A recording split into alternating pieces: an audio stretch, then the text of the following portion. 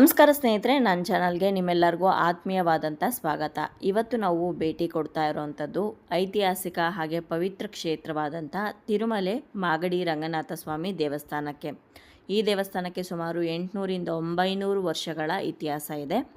ಹಾಗೆ ಈ ದೇವಸ್ಥಾನ ಬೆಳೆಯೋ ರಂಗನಾಥ ಎಂಬ ವಿಶೇಷ ಮಹಿಮೆಯಿಂದ ಪ್ರಸಿದ್ಧಿ ಹೊಂದಿದೆ ಅಂತಲೂ ಕೂಡ ಹೇಳ್ಬೋದು.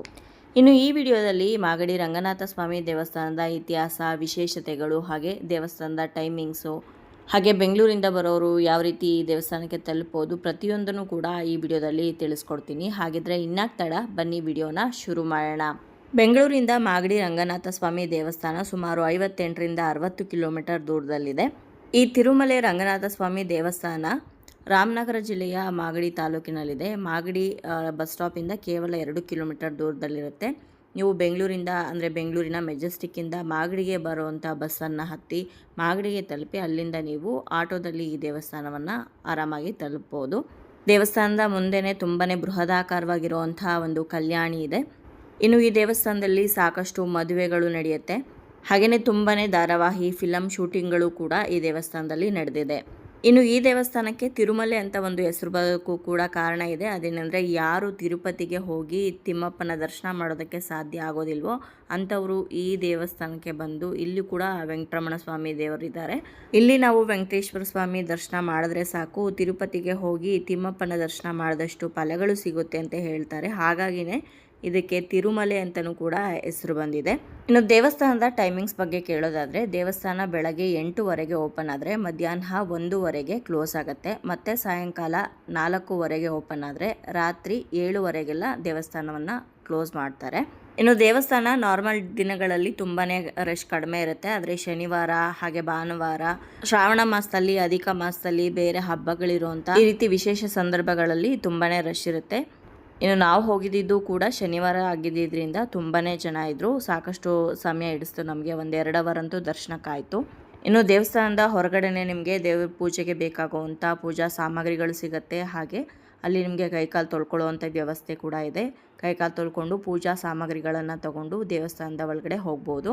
ಇನ್ನು ನಾವು ಈ ದೇವಸ್ಥಾನಕ್ಕೆ ಅಧಿಕ ಮಾಸದಲ್ಲಿ ಬಂದಿದ್ವಿ. ಹಾಗಾಗಿ ಅಧಿಕ ಮಾಸದಲ್ಲಿ ಹಚ್ಚುವಂಥ 33 ವಿವಿಧ ರೀತಿಯಂಥ ಬತ್ತಿಗಳನ್ನು ಹಾಕಿ ದೀಪವನ್ನು ದೇವಸ್ಥಾನದ ಗೋಪುರದ ಮುಂದೆ ಗರುಡಗಂಬದ ಹತ್ರ ಹಚ್ಚುತ್ತಾ ಇದ್ರು. ಹಾಗೆ ಅದೇ ಗರುಡಗಂಬದ ಪಕ್ಕನೇ ಒಂದು ಅಖಂಡ ಜ್ಯೋತಿಯನ್ನು ಪ್ರತಿನಿತ್ಯನೂ ಕೂಡ ದೇವಸ್ಥಾನದ ಮುಂಭಾಗದಲ್ಲಿ ಹಚ್ಚಿರ್ತಾರೆ. ಅಲ್ಲಿ ನೀವು ಅಖಂಡ ಜ್ಯೋತಿಯ ದರ್ಶನ ಮಾಡಿಕೊಂಡು ದೇವಸ್ಥಾನದ ಮೇಲೆ ಸ್ವಲ್ಪ 1-2 ಮೆಟ್ಲುಗಳನ್ನು ಹತ್ಕೊಂಡು ಹೋಗಬೇಕಾಗತ್ತೆ. ಹೋಗುವಂಥ ದಾರಿಯಲ್ಲೇ ದಾಸಯ್ಯನವ್ರು ಇರ್ತಾರೆ, ಅವ್ರ ಹತ್ರ ಬೇಕಾದರೆ ನೀವು ನಾಮವನ್ನು ಇಡ್ಸ್ಕೋಬೋದು. ನಾವೆಲ್ಲ ಫ್ಯಾಮಿಲಿ ಹೋಗಿದ್ವಿ. ಹಾಗೆ ಶನಿವಾರ ಆಗಿದ್ದರಿಂದ ನಾವೆಲ್ಲರೂ ಕೂಡ ನಾಮ ಇಡ್ಸ್ಕೊಂಡು ಆನಂತರ ದೇವರ ದರ್ಶನಕ್ಕೆ ಅಂತ ಹೋಗ್ತಾ ಇದ್ದೀವಿ. ಬನ್ನಿ ಇವಾಗ ಈ ದೇವಸ್ಥಾನದ ಇತಿಹಾಸ ಹಾಗೆ ಹಿನ್ನೆಲೆಯನ್ನು ತಿಳ್ಕೊಂಡು ಬರೋಣ.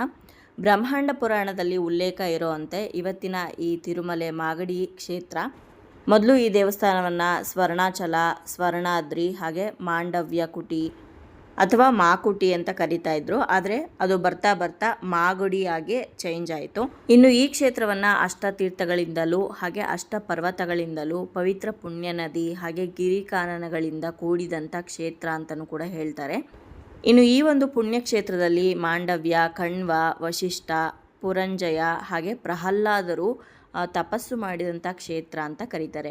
ಇನ್ನು ನಾನು ಮೊದಲೇ ಹೇಳಿದಾಗೆ, ಯಾರು ತಿರುಪತಿಗೆ ಹೋಗೋದಕ್ಕಾಗಲ್ವೋ ಅವರು ಈ ದೇವಸ್ಥಾನಕ್ಕೆ ಬಂದು ಇಲ್ಲಿರುವಂಥ ತಿಮ್ಮಪ್ಪನ ದರ್ಶನ ಮಾಡಿದ್ರೆ ಸಾಕು, ಅವರಿಗೆ ತಿರುಪತಿಗೆ ಹೋದಂಥ ಪುಣ್ಯ ಲಭಿಸುತ್ತೆ ಅಂತ ಹೇಳಿದ್ನಲ್ಲ, ಅದಕ್ಕೆ ಒಂದು ಹಿನ್ನೆಲೆ ಇದೆ. ಅದೇನೆಂದರೆ, ತಿರುಪತಿ ಶ್ರೀನಿವಾಸನ ಆಜ್ಞೆಯಂತೆ ಮಾಂಡವ್ಯ ಋಷಿಗಳೇನಿರ್ತಾರೆ ಅವರು ತಿರುಮಲೆಯ ಸ್ವರ್ಣಾದ್ರಿ ಕ್ಷೇತ್ರದಲ್ಲಿ ಕುಟೀರವನ್ನು ಕಟ್ಟಿಕೊಂಡು ತಪಸ್ಸನ್ನು ಮಾಡ್ತಾ ಇರ್ತಾರೆ.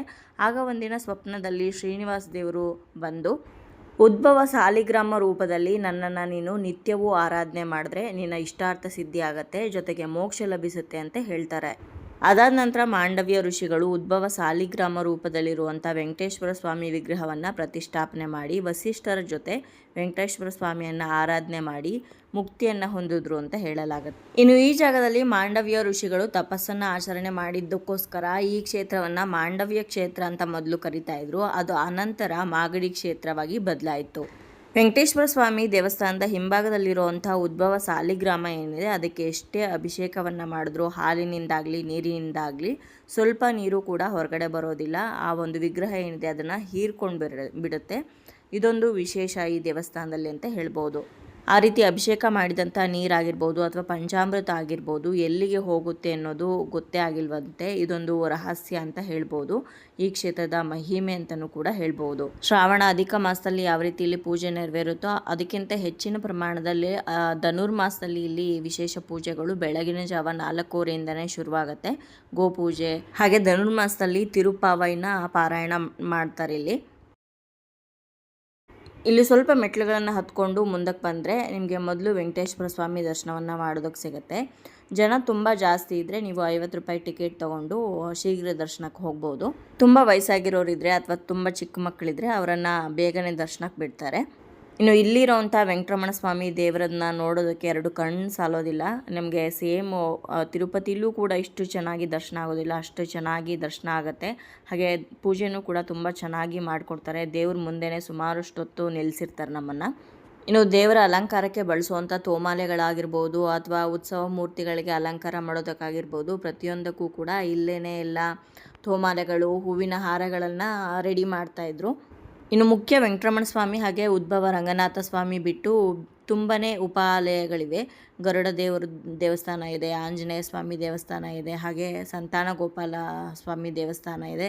ಹಾಗೆ ಇಲ್ಲೊಂದು ರಂಗನಾಥ ಸ್ವಾಮಿ, ಶ್ರೀದೇವಿ ಭೂದೇವಿ ಸಮೇತ ಇರುವಂಥ ರಂಗನಾಥ ಸ್ವಾಮಿ ದರ್ಶನ ಕೂಡ ನೀವು ಮಾಡ್ಬೋದು. ಹಾಗೆ ಗೋಪುರ ಸುತ್ತಲೂ ಕೂಡ ನಿಮಗೆ ನೋಡೋದಕ್ಕೆ ವಿಷ್ಣುವಿನ ಅವತಾರಗಳು, ದಶಾವತಾರಗಳನ್ನು ಕೆತ್ತಿದ್ದಾರೆ. ತುಂಬಾ ಅದ್ಭುತವಾಗಿದೆ, ತುಂಬಾ ಪೀಸ್ಫುಲ್ ಆಗಿದೆ ದೇವಸ್ಥಾನ. ಇಲ್ಲಿಂದ ನಾವು ಹೋಗ್ತಾ ಇರೋದು ಮುಖ್ಯ ದೇವರು ಅಂದರೆ ಮೂಲ ದೇವರನ್ನು ದರ್ಶನ ಮಾಡೋದಕ್ಕೆ ಅಂತ. ಜಾಗ ತುಂಬಾ ಚಿಕ್ಕದಾಗಿದೆ, ಒಬ್ಬರು ಹೋದರೆ ಒಬ್ಬರು ಹೊರಗಡೆ ಬರೋದಕ್ಕಾಗಲ್ಲ, ಅಷ್ಟು ಚಿಕ್ಕದಾಗಿದೆ. ಉದ್ಭವ ರಂಗನಾಥ ಸ್ವಾಮಿ ದೇವರ ದರ್ಶನವನ್ನು ಮಾಡಲೇಬೇಕು, ಇಲ್ಲಿನ ಮೂಲ ದೇವರೇ ಅವರು.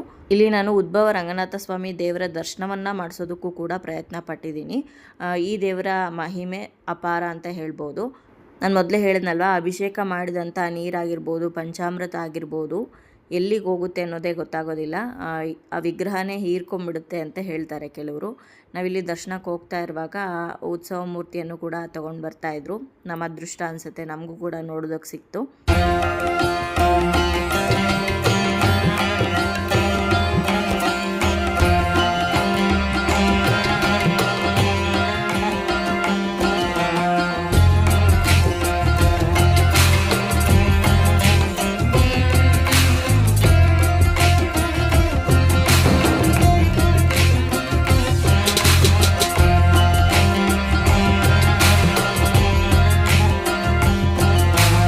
ಇವಾಗ ನಾವು ಉದ್ಭವ ಬೆಳೆಯೋ ರಂಗನಾಥ ಸ್ವಾಮಿ ದೇವರ ದರ್ಶನ ಮಾಡೋದಕ್ಕೆ ಅಂತ ಬಂದಿದ್ದೀವಿ.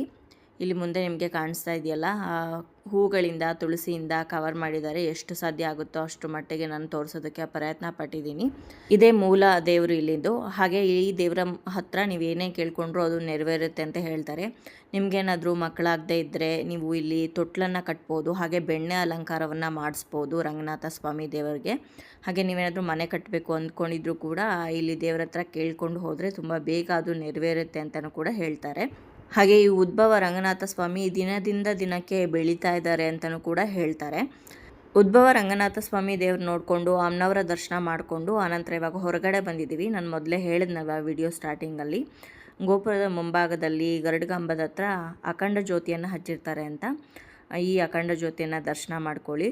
ತುಂಬಾ ಚೆನ್ನಾಗಿದೆ ದೇವಸ್ಥಾನ. ಒಂದು ದಿವಸದಲ್ಲಿ ನೀವು ಬಂದು ಹೋಗ್ಬೋದು. ಹಾಗೆ ಈ ದೇವಸ್ಥಾನದ ಹತ್ತಿರದಲ್ಲಿ ನಿಮಗೆ ಸೋಮೇಶ್ವರ ದೇವರ ದೇವಸ್ಥಾನ ಕೂಡ ಇದೆ. ಅದು ಕೂಡ ಐತಿಹಾಸಿಕ ಪೌರಾಣಿಕ ಹಿನ್ನೆಲೆಯನ್ನು ಹೊಂದಿರುವಂಥ ದೇವಸ್ಥಾನ.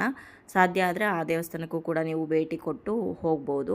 ಈ ಮಾಗಡಿ ರಂಗನಾಥ ಸ್ವಾಮಿ ದೇವಸ್ಥಾನ 12ನೇ ಶತಮಾನಕ್ಕಿಂತನೂ ಕೂಡ ಹಳೆಯದು ಅಂತ ಹೇಳ್ತಾರೆ. ಚೋಳರು ಮತ್ತು ವಿಜಯನಗರ ಅರಸರು ಈ ದೇವಸ್ಥಾನವನ್ನು ಕಟ್ಟಿದ್ರು ಅಂತ ಹೇಳ್ತಾರೆ. ಅನಂತರ ಇದು ಕೆಂಪೇಗೌಡರ ಕಾಲದಲ್ಲಿ ಅಭಿವೃದ್ಧಿ ಹೊಂದಿತು ಅಂತ ಹೇಳಲಾಗತ್ತೆ. ಹಾಗೆ ಬೆಂಗಳೂರು ನಾಡಪ್ರಭು ಕೆಂಪೇಗೌಡರ ಮನೆ ದೇವರು ಕೂಡ ಈ ಮಾಗಡಿ ರಂಗನಾಥ ಸ್ವಾಮಿ ಅಂತಲೇ ಹೇಳ್ತಾರೆ. ಇನ್ನು ದೇವಸ್ಥಾನದ ಮುಖ ಮಂಟಪ ಏನಿದೆ ಅದನ್ನು ನಾಗರೆಡ್ಡಿ ಎಂಬವರು ನಿರ್ಮಾಣ ಮಾಡ್ತಾರೆ. ಹಾಗೆ ಗೋಪುರವನ್ನು ಮುಸ್ಲಿಂ ಕಿಲ್ಲೆದಾರನೊಬ್ಬ ಕಟ್ಟಿದ್ರು ಅಂತ ಹೇಳ್ತಾರೆ. ಹಾಗಾಗಿನೇ ದೇವಸ್ಥಾನದ ಮುಂಭಾಗದಲ್ಲಿ ಬೋರ್ಡ್ ಹಾಕಿದ್ದಾರೆ, ಯಾವುದೇ ಜಾತಿ ಧರ್ಮ ಲಿಂಗ ಭೇದ ಯಾವುದೂ ಕೂಡ ಇಲ್ಲ, ಆರಾಮಾಗಿ ಯಾರು ಬೇಕಾದರೂ ಈ ದೇವಸ್ಥಾನಕ್ಕೆ ಬಂದು ದೇವರ ದರ್ಶನ ಮಾಡ್ಬೋದು ಅಂತ. ಇನ್ನು ದೇವಸ್ಥಾನದಲ್ಲಿ ಪ್ರತಿನಿತ್ಯ ಅನ್ನದಾಸೋಹ ಕೂಡ ಇರುತ್ತೆ. ಬೆಳಗ್ಗೆ 11 ಗಂಟೆಯಿಂದ ಮಧ್ಯಾಹ್ನ 1:30ವರೆಗೂ ನೀವು ಆ ಅನ್ನಪ್ರಸಾದವನ್ನು ಕೂಡ ಇಲ್ಲಿ ಸೇವನೆ ಮಾಡ್ಬೋದು. ಇನ್ನು ಈ ದೇವಸ್ಥಾನದಲ್ಲಿ ಮದುವೆಗಳು ಕೂಡ ತುಂಬಾ ಜಾಸ್ತಿ ನಡೆಯುತ್ತೆ. ಹಾಗಾಗಿ ಯಾರಾದರೂ ತುಂಬ ಸರಳವಾಗಿ ಮದುವೆಯನ್ನು ಆಗಬೇಕು ಅಂದ್ಕೊಂಡ್ರವರು ಇಲ್ಲಿ ಅರ್ಚಕರನ್ನು ವಿಚಾರಿಸಿ ಏನು ತೊಗೊಂಡು ಬರಬೇಕು, ಹಾಗೆ ಎಷ್ಟಾಗುತ್ತೆ ಅನ್ನೋದನ್ನೆಲ್ಲ ಕೇಳಿಕೊಂಡು ಮದುವೆಯನ್ನು ಕೂಡ ನೀವು ಈ ದೇವಸ್ಥಾನದಲ್ಲಿ ಮಾಡ್ಕೋಬೋದು. ಮಾಗಡಿ ರಂಗನಾಥ ಸ್ವಾಮಿ ದೇವಸ್ಥಾನ ತುಂಬ ಜನಗಳ ಮನೆ ದೇವರು, ಹಾಗೆ ತುಂಬಾ ಪವಾಡ ಕ್ಷೇತ್ರ ಇದು. ಹಾಗೆ ಯಾರಿಗಾದರೂ ತಿರುಪತಿಗೆ ಹೋಗಬೇಕು ಅಂತ ಅಂದ್ಕೊಂಡಾಗ ಹೋಗೋದಕ್ಕಾಗಲಿಲ್ಲ ಅಂದರೆ ಖಂಡಿತವಾಗ್ಲೂ ಒಂದ್ಸಲ ಈ ದೇವಸ್ಥಾನಕ್ಕೆ ಬಂದು ದೇವರ ದರ್ಶನ ಮಾಡ್ಕೊಂಡು ಹೋಗಿ, ತುಂಬಾ ಒಳ್ಳೆಯದಾಗತ್ತೆ.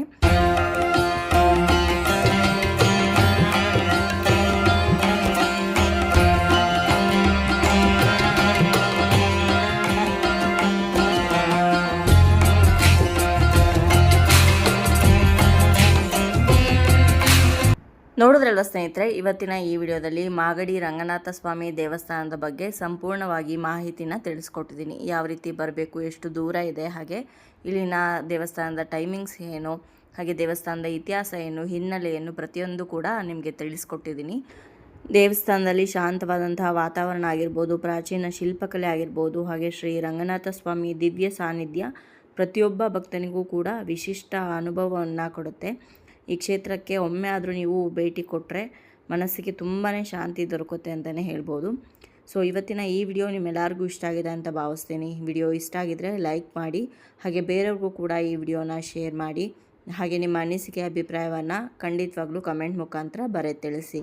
ಆ ರಂಗನಾಥ ಸ್ವಾಮಿ ನಿಮ್ಮ ಇಷ್ಟಾರ್ಥಗಳನ್ನೆಲ್ಲ ನೆರವೇರಿಸಲಿ ಅಂತ ಕೇಳ್ಕೊಳ್ತಾ ಇವತ್ತಿನ ಈ ವಿಡಿಯೋನ ಇಲ್ಲಿಗೆ ಮುಗಿಸ್ತಾ ಇದ್ದೀನಿ.